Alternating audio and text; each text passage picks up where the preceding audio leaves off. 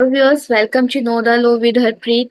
So today we will start section 11 to 17 जो कि deal करते हैं adoption से इन Hindu adoption and maintenance act 1956। इससे पिछली वाली क्लास में हमने जो है सेक्शन 1 to 10 पढ़े थे कि जिसमें मैंने बताया था कि कौन पर्सन जो है कैपेबल होता है एडॉप्शन को देने के लिए, कौन पर्सन कैपेबल होता है एडॉप्शन को लेने के लिए और क्या क्या कंडीशंस होती है जो बच्चा एडॉप्ट हो रहा है। ठीक है, तो ये सब जितने भी हमने कंडीशंस पढ़ी थी एडॉप्शन की वैलिड, वो सब हमने पिछली क्लास में कवर किया था। आज की क्लास में हम जितने भी सेक्शन हमारे रह गए थे एडॉप्शन के 11 to 17 वो इस क्लास में हम कवर करेंगे। तो चलते हम अपने आज की लेक्चर की तरफ। Section 11 other condition for valid adoption कि क्या और इनमें से कौन सी ऐसी कंडीशंस हैं जो कि वैलिड एडॉप्शन होती है। ठीक है, कि वैलिड एडॉप्शन माना जाएगा उसको जो पर्सन कैपेबल है एडॉप्शन को लेने के लिए, देने के लिए, और जो पर्सन एडॉप्ट हो रहा है। ठीक है, और कौन कौन सी ऐसी कंडीशंस होती है जो एडॉप्शन में देखी जाती है वैलिड के लिए। देखो, एडॉप्शन ऑफ अ सन, अगर हम किसी सन को एडॉप्ट कर रहे हैं तो क्या होना चाहिए? Adopted parents must not have a Hindu son, grand son, great grand son living at the time of adoption whether by legitimate blood relation and adoption.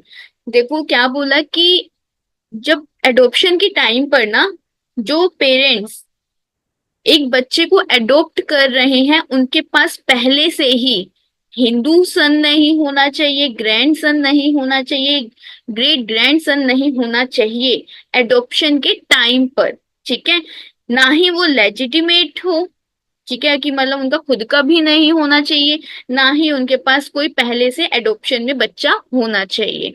ठीक है, जैसे हस्बैंड वाइफ है ये, ठीक है, हस्बैंड HOW है, ये हस्बैंड वाइफ है।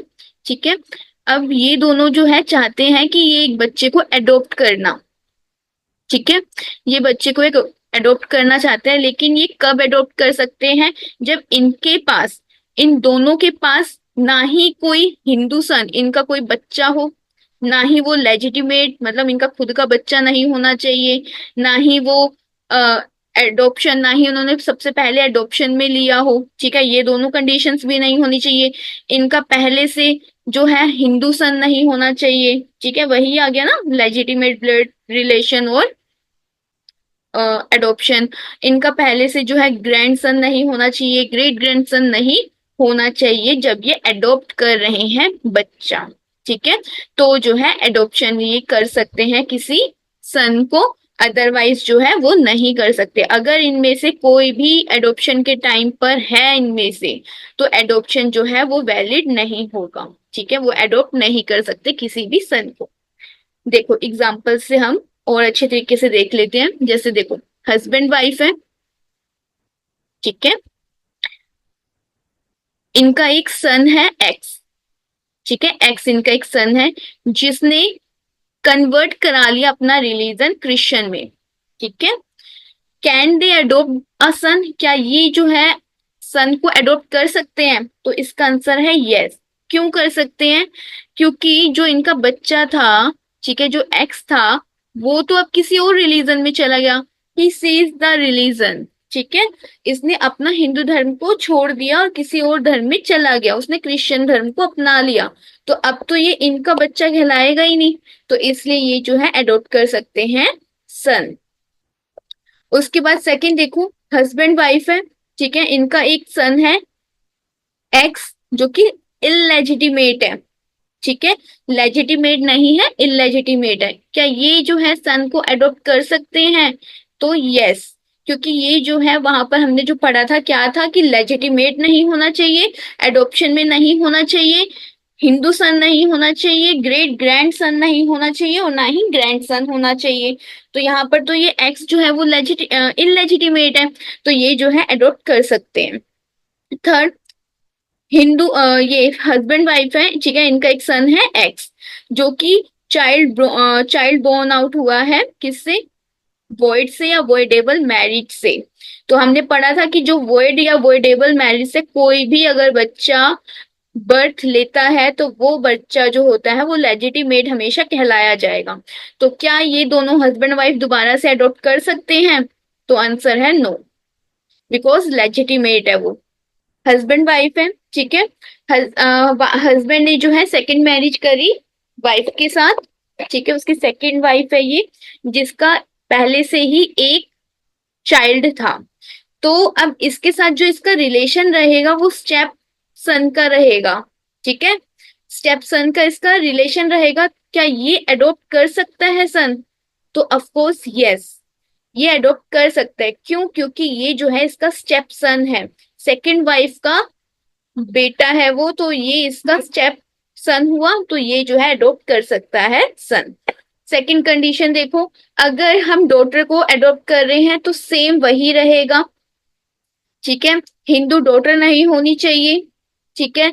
सन डॉटर नहीं होनी चाहिए eight the time of adoption, ना ही वो लेजिटिमेट होनी चाहिए, ना ही वो एडॉप्शन से ली जानी चाहिए, ठीक है। तो क्लियर इतना सही है कि भाई अगर कोई सन या डॉटर में से कोई भी एडॉप्शन के लिए ले रहे हैं बच्चा, तो उनके पास पहले से ही कोई चाइल्ड नहीं होना चाहिए, ना ही वो लेजिटिमेट होना चाहिए, ना ही वो एडॉप्शन से होना चाहिए, ना ही हिंदू सन हिंदू डॉटर होनी चाहिए, ना ही ग्रैंड सन ग्रैंड डॉटर, ठीक है, and great grand sun and great grand daughter नहीं होनी चाहिए eight the time of adoption.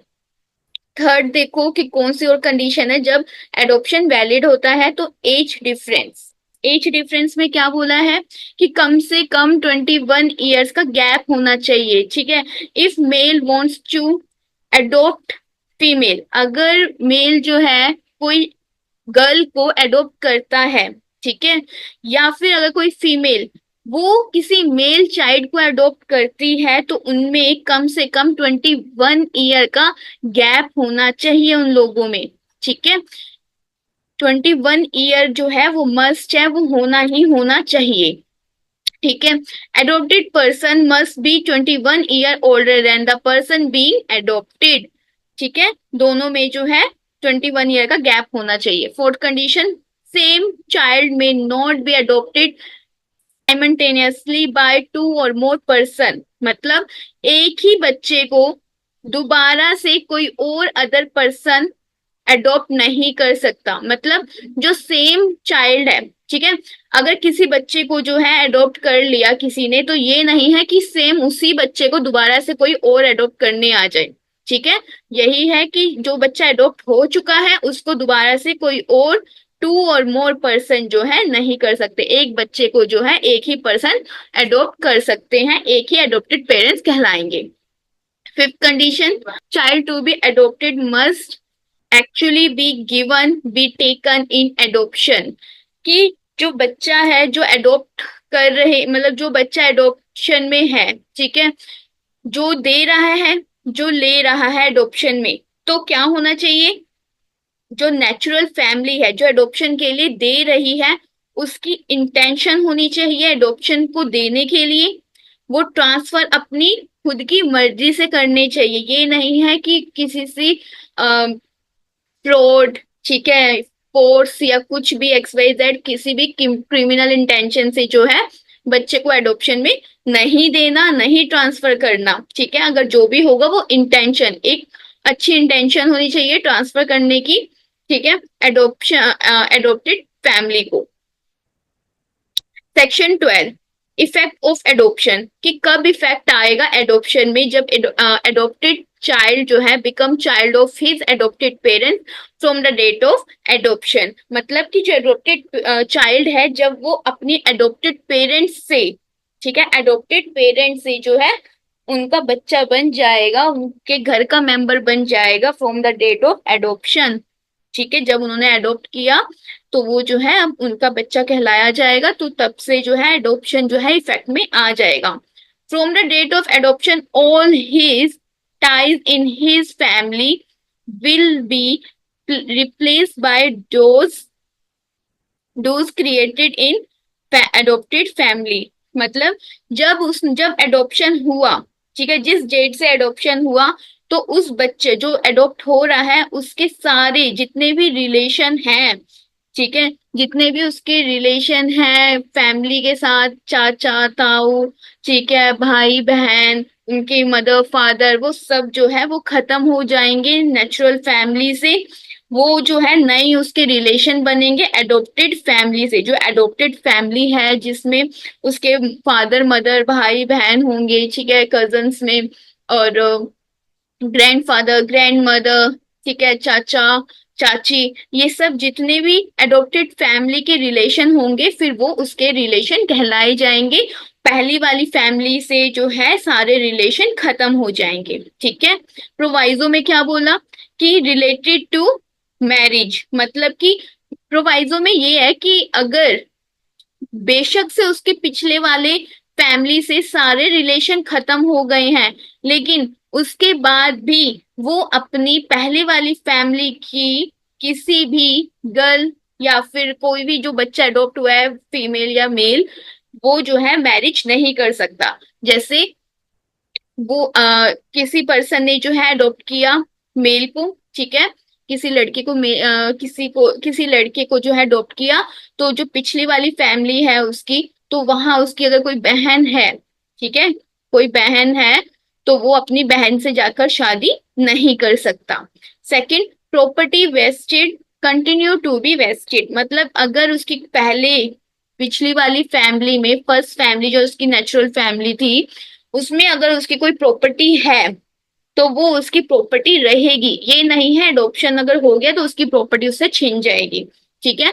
वो उसका राइट है तो वो उसके पास हमेशा के लिए रहेगी, चाहे वो अडॉप्ट हो चुका है तब भी उसके पास जो है रहेगी।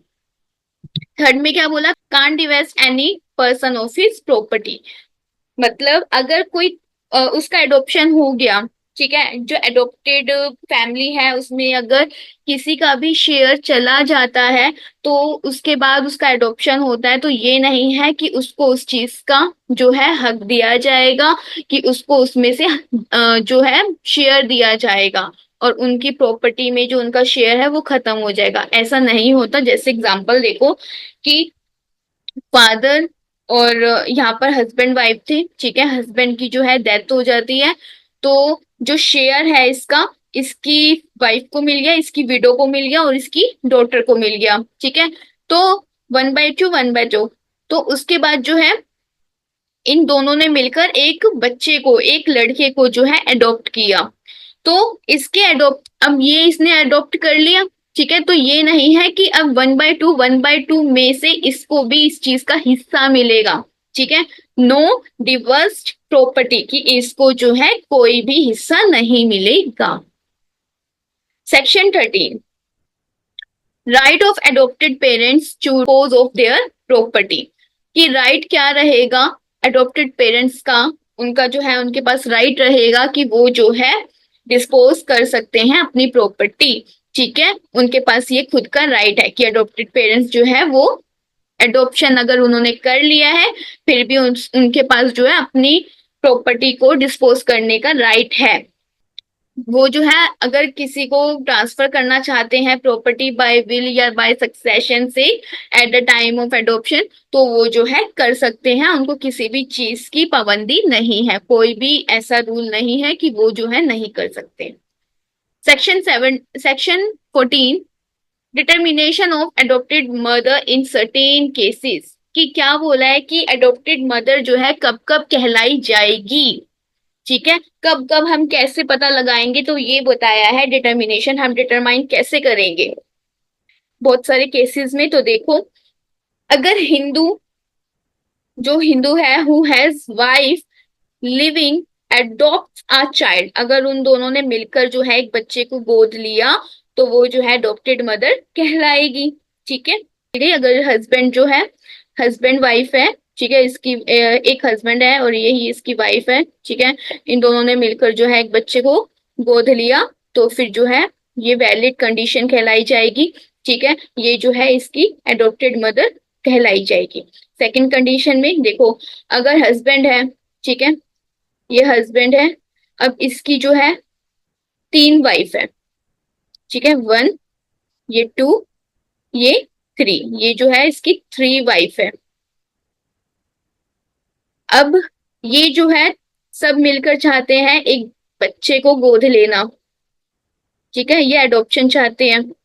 तो हस्बैंड को सबसे जो है कंसर्ट लेनी पड़ेगी अडॉप्शन के लिए। सबने जो है मिलकर कंसर्ट दे दी, इन लोगों ने जो है एक बच्चे को गोद लिया, ठीक है, ले लिया। तो अब इनमें से जो है कौन इसकी अडॉप्टेड मदर कहलाई जाएगी, जो इसकी फर्स्ट मदर होगी ना, जिसके साथ सबसे पहले शादी हुई है हस्बैंड की, ठीक है, जो हस्बैंड की फर्स्ट वाइफ होगी, हस्बैंड की जो फर्स्ट वाइफ होगी वो जो है एडॉप्टेड मदर कहलाई जाएगी। अगर एक या एक से ज्यादा, अगर एक से ज्यादा वाइफ है किसी की, तो जो फर्स्ट, जिसकी फर्स्ट वाइफ है वही जो है एडॉप्टेड मदर कहलाई जाएगी, और बाकी की दो जो है वो स्टेप मदर कहलाई जाएगी। देखो, adoption has been made with concern of more than one wife, ठीक है, सबकी कंसर्न लेनी पड़ेगी। फर्स्ट जो होगी, सीनियर मोस्ट, जो सबसे जिसकी पहले शादी हुई होगी वही जो है अडॉप्टेड मदर कहलाई जाएगी, और अदर जो है स्टेप मदर कहलाई जाएगी, ठीक है, बताया अभी। उसके बाद देखो, हस्बैंड है, ठीक है, उसकी वाइफ थी जिसकी डेथ हो गई, ठीक है, शी इज नो मोर। अब हस्बैंड चाहता है एक एडॉप्शन, ठीक है, हस्बैंड जो है वो एडॉप्शन चाहता है, तो हस्बैंड ने जो है एक बच्चे को गोद ले लिया।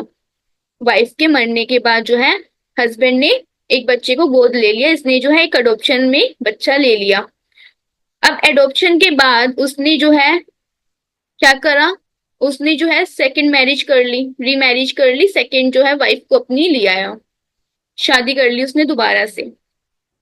तो अब जो इसकी मदर होगी, जो इसके साथ जो इसकी सेकंड वाइफ होगी, जो अब इसका एडॉप्शन वाला जो बच्चा है उसके साथ क्या रिलेशन होगा, स्टेप मदर का, ठीक है, स्टेप मदर का रहेगा रिलेशन, ना कि एडॉप्टेड मदर का, ठीक है, बिकॉज ये जब सेकंड में आई उससे पहले इसका एडॉप्शन हो चुका था, तो स्टेप मदर जो है कहलाई जाएगी, ठीक है। देखो, विडोअर है, ठीक है, बैचलर, जो जिसकी वाइफ जो है वो नहीं है, अगर उसने जो है बच्चा, चाइल्ड जो है अडॉप्ट किया, आफ्टर एडॉप्शन ही मैरी विद, अगर उस एडॉप्शन के बाद उसने जो है शादी करी किसी और से, तो उसकी जो वाइफ है इज नॉट एडॉप्टेड मदर, वो जो है एडॉप्टेड मदर नहीं कहलाई जाएगी, she is a step mother, वो स्टेप मदर कहलाई जाएगी उस एडॉप्टेड चाइल्ड की।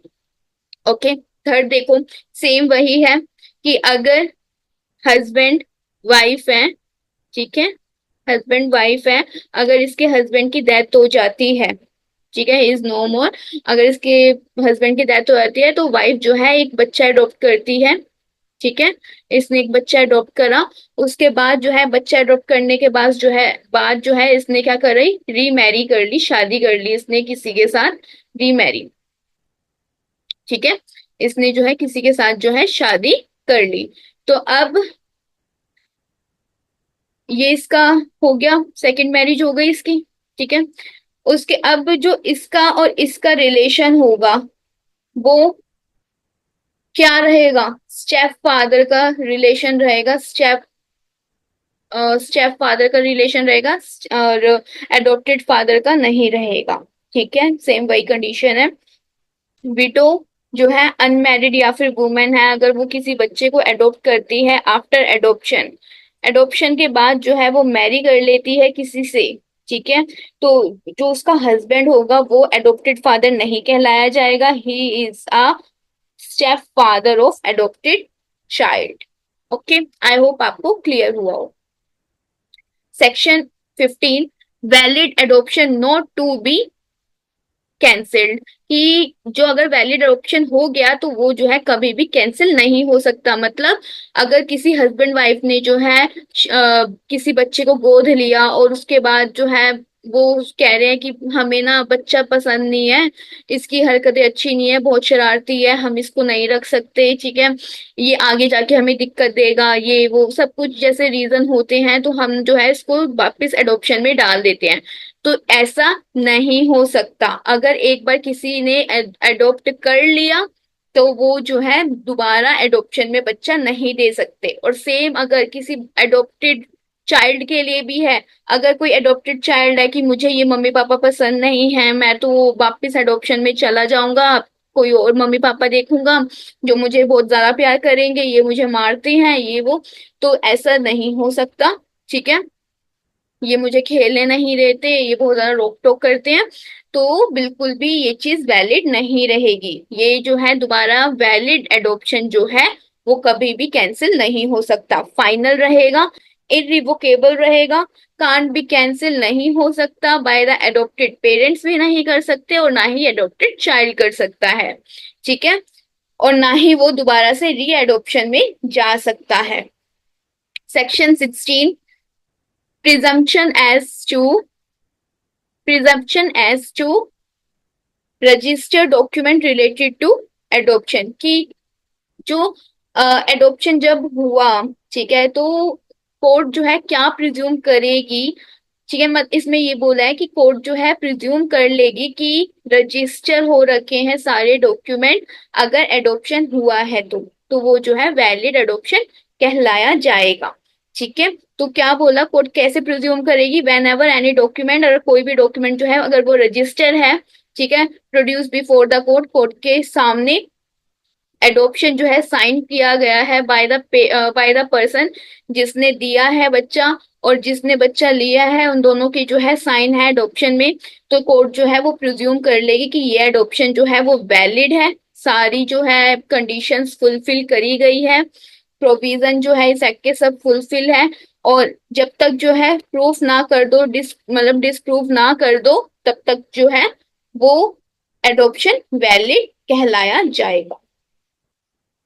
Section 17, prohibition of certain payment, कि कौन कौन सी पेमेंट है कि जो प्रोहिबिट है, मतलब कि होता है ना कि हम आपको बच्चा देंगे आप अपना, तो आप हमें कम से कम 4 लाख दे दो, 5 लाख दे दो, तभी हम एडॉप्शन में बच्चा देंगे, ठीक है। या फिर हम आपका बच्चा लेना चाहते हैं, हम आपको 4 लाख, 5 लाख, 6 लाख, 10 लाख ऐसे दे देंगे, तो आप हमें एडॉप्शन में बच्चा ये जो है दे दो। देने में कोई भी ऐसी पेमेंट होती है तो वो जो है प्रोहिबिट है, ठीक है, और पनिशेबल है। प्रोहिबिट एनी पर्सन, कोई भी पर्सन जो है रिसीव कर रहा है, agree to receive any payment, ऐसी कोई पेमेंट जो है एक्सेप्ट कर रहा है, या फिर कोई ऐसी रिवॉर्ड जो है जो कंसिडरेशन है एडॉप्शन में, ठीक है, वो जो है प्रोहिबिट है, मेकिंग और गिविंग एनी सच पेमेंट, ठीक है।